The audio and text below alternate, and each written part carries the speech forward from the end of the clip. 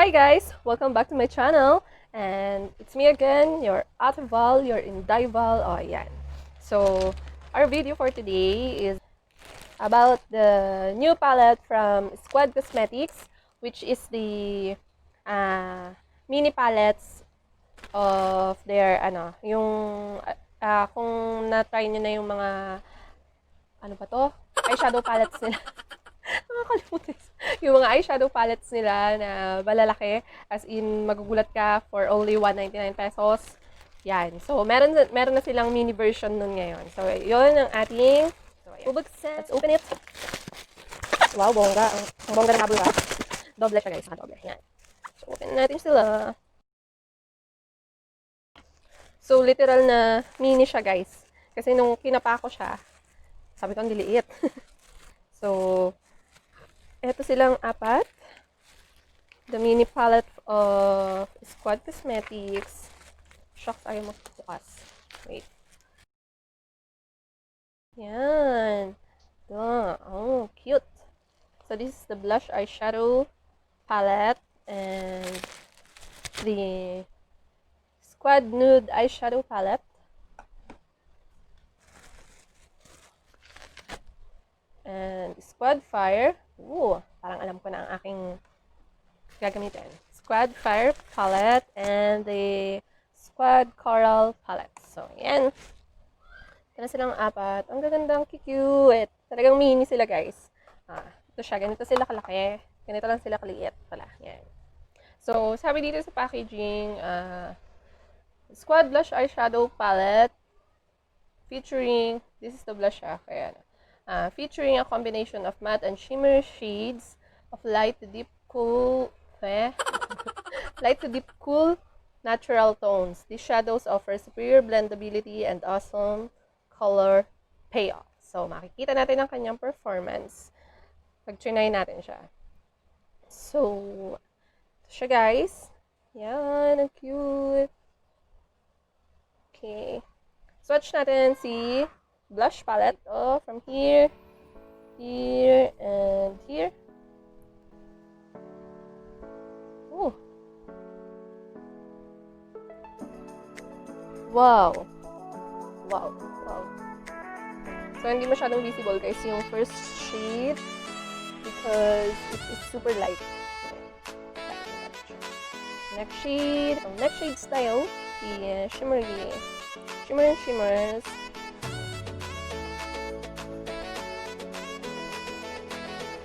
Ang ganda. Oh, wow. Napawawa ko doon Yan. The next shades are all matte. They are all matte. Grabe yung pigment guys yung metallic nila. Yung kanilang shimmer. So, wait.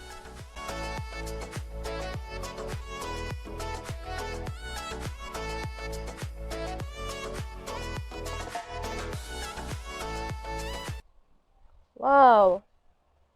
Okay. So, let's try them with the brush. With our brush.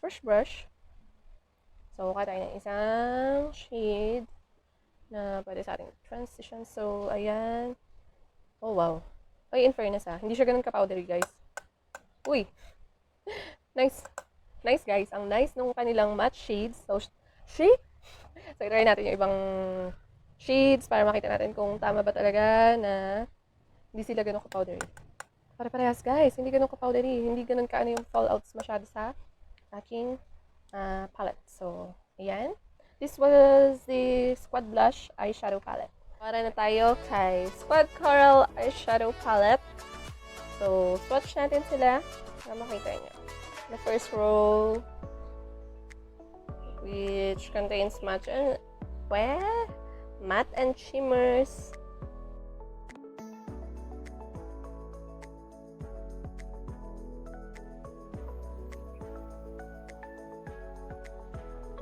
Yan, ang bongga ng shimmer.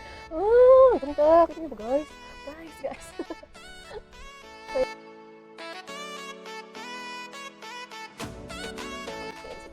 Yan. So, this is the coral shades. So, very creamy yung kanilang metallic. Nakakatuwa. Lumalaban sila guys. Palaban. So, let's move on with the NUDE Eyeshadow Palette. So, the first row is matte and shimmer, yung nasa gitna. Then, the second row, same, matte and shimmer. Then, dalawang shimmer and matte. So, let's go with the first row.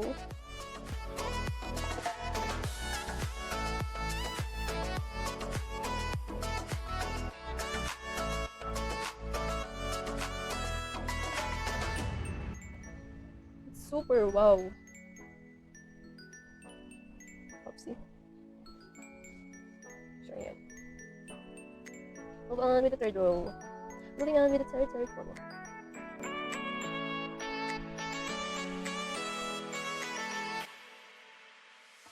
So, there you go for their NUDE Eyeshadow Palette. Saan ako tumitingin? Then, let's go with the Fire. Dito ako excited. Fire Palette.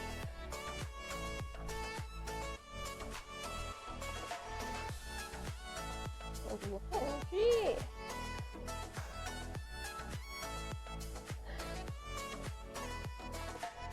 This is the first row.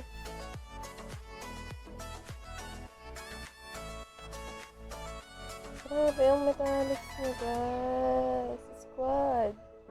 See, pati yung kanilang matte, yung ibang shades. Grabe. Was ako masay. This part. Ay, ewan sa inyo squad. Anong ginagawa niyo sa amin? Grabe! Favorite ko to. Sa lahat ng palette. This one is my favorite. The Fire Palette. Meron siyang nude colors for transitions and darker colors also for depth ng inyong eyeshadow. So, lahat sila meron ganun. So, napakagaling ng ginawa niyong mini palette squad. So, ayan. Grabe, ang ganda. Ang ganda ni Fire. So, ito si Nude and this is the Fire. So, ayan guys. Flash na lang natin sa screens nyo yung lahat ng swatches. Iniisip. Yung lahat ng swatches na ginawa natin.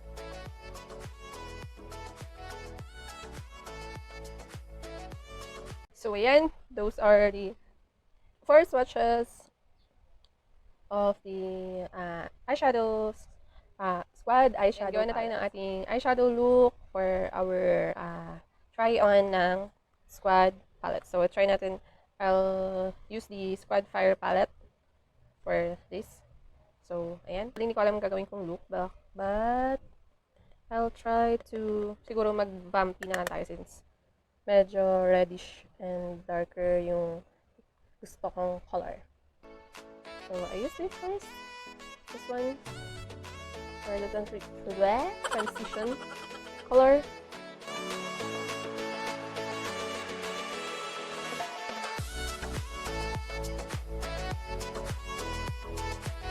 This red.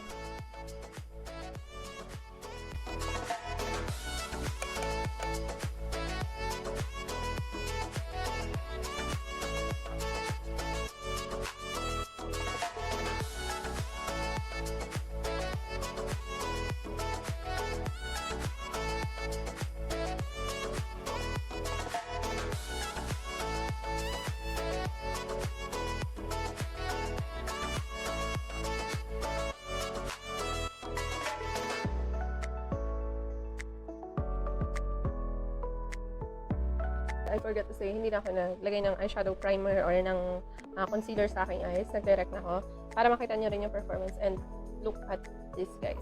Kita nyo naman yung pigment, diba? So, napapawawa ko ng squad talaga nito.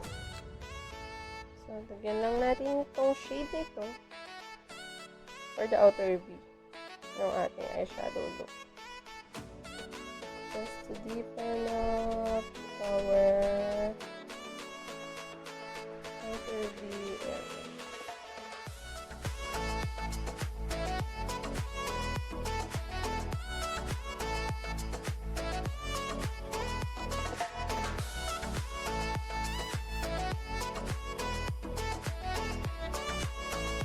So, hindi na ako maglalagay ng concealer ulit. Da-direct na natin. Tignan natin ang performance niya.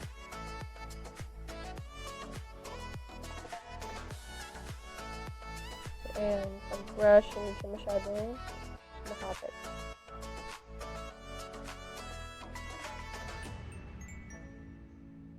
But pag hands, meron naman. So, basahin na natin yung ating brush. Testing natin.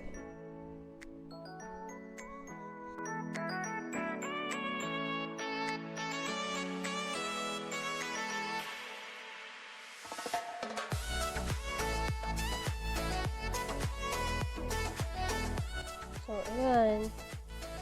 Hi! It's Wednesday. Okay naman siya, guys.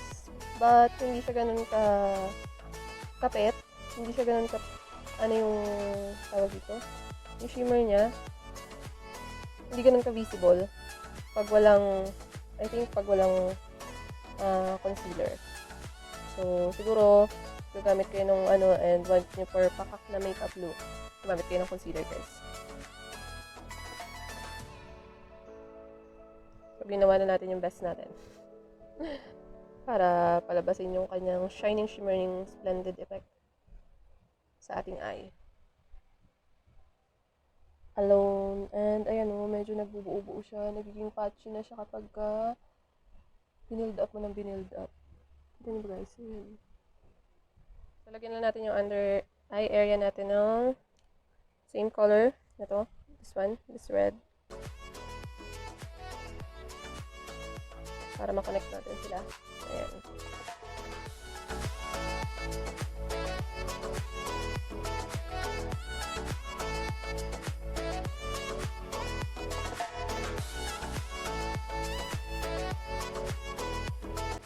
So guys, medyo nahuhulaan niyo ba kung anong ginagawa kong makeup ito. So mamaya i-reveal natin siya pag natapos na natin.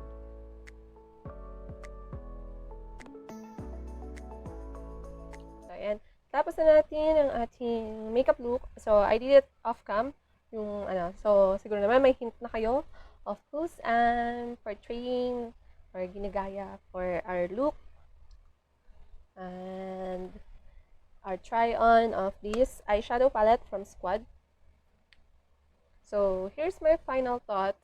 Bigay ko muna yung final thoughts ko bago ko tatapusin tong look na to with my hair and damit na mahahanap kung meron man tayo makikita. So, my final thoughts about this palette is for 149 pesos, it is a good deal. Meron na kayong 12 gram of products, tapos matagal pa siya ma-expire, which is 2 years upon opening. So, ito pala guys yung ingredients niya. Hindi ko nabanggit kanina. So, it contains talc, mica, magnesium stearate. So, kung ayaw nyo ng mga product na may talc, this is not for you. Pero para sa akin, it's fine since hindi naman ako maarte. Though sensitive ang aking skin sa mukha, pero hindi naman ako maarte. Mineral oil, dimethicone, ethyl, hexyl palmitate, polyisobutene, methylparaben, propylparaben. So, ayan yung mga ayan yung mga ingredients niya, guys. So, ayan. So, ganito siya, guys, kalaki. It contains 9 pans.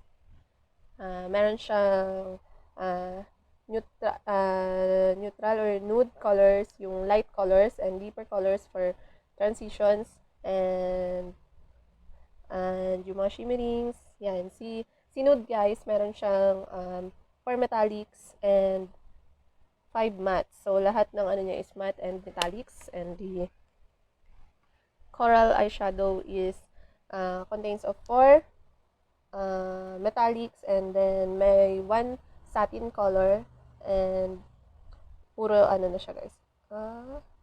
Saan lang may satin. And puro matte na siya yung other 4. And this on the Squad Blush Palette contains 4 metallics, tapos may isang satin, which is the lightest one, tapos 4 matte na.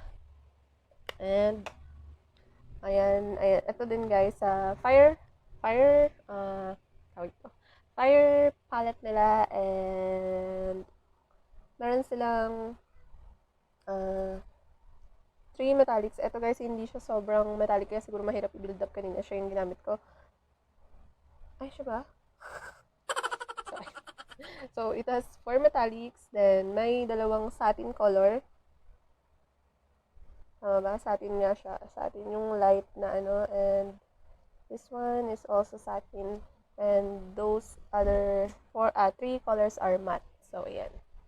So, ayan. For me, yung matte niya is sobrang nawaw ako. Kita nyo naman guys yung pigment, diba? Kanina nung ginagawa natin yung eyeshadow look.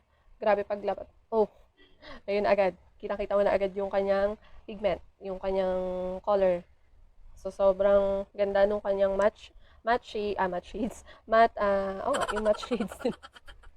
And yung shimmers, medyo mahirap siya guys i-build up kung alone nyo siyang gagamitin. Kung hindi nyo babasain or ano, kung halimbawa fingers and yung brush lang, mga ganun. So, if gusto nyo siyang mas visible yung shimmer niya, basain nyo yung brush and basain nyo ng kahit water lang or ng setting spray. Tapos, before nyo ilagay yung make sure maglagay kayo ng primer or ng concealer para mas mag-show off yung metallics niya. Hindi ko sure guys if para silang ganun, but this Squad Fire Eyeshadow Palette, ganun yung shimmers niya.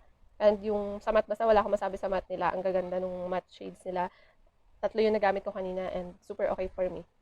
Tapos, ayun, so susubukan natin gawin ng looks yung ibang eyeshadow palettes sa susunod nating video. So, ayan, for me, it's a good deal dahil it's only 149.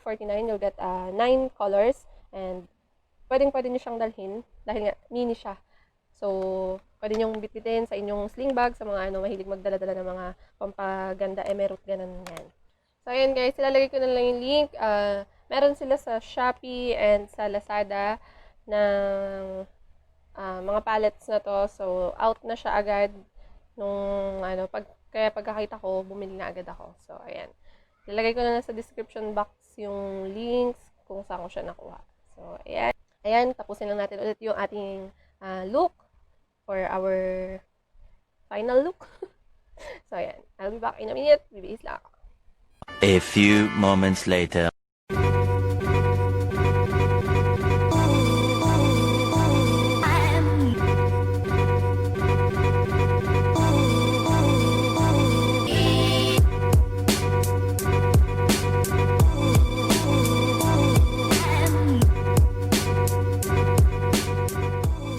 So, yan. Here's my final look for our try-on eyeshadow palette of Squad Cosmetics. They're mini palettes. So, yan. So, sana nagustuhan nyo. If you like this video, just hit thumbs up. Give me a thumbs up, guys, kung nagustuhan nyo yung ating video. And if may mga gusto kayong may mga suggestions kayo na gawin nating beads or anything na makeup looks or tutorial, yan, just comment down below. Itatry natin gawin yung mga suggestions nyo if meron kayong mga gusto. And if you haven't subscribed to my channel, just click the subscribe button and the notification bell beside para maging updated kayo sa ating mga susunod na video. So, ayan, see you guys on my next video. Thank you ng baka.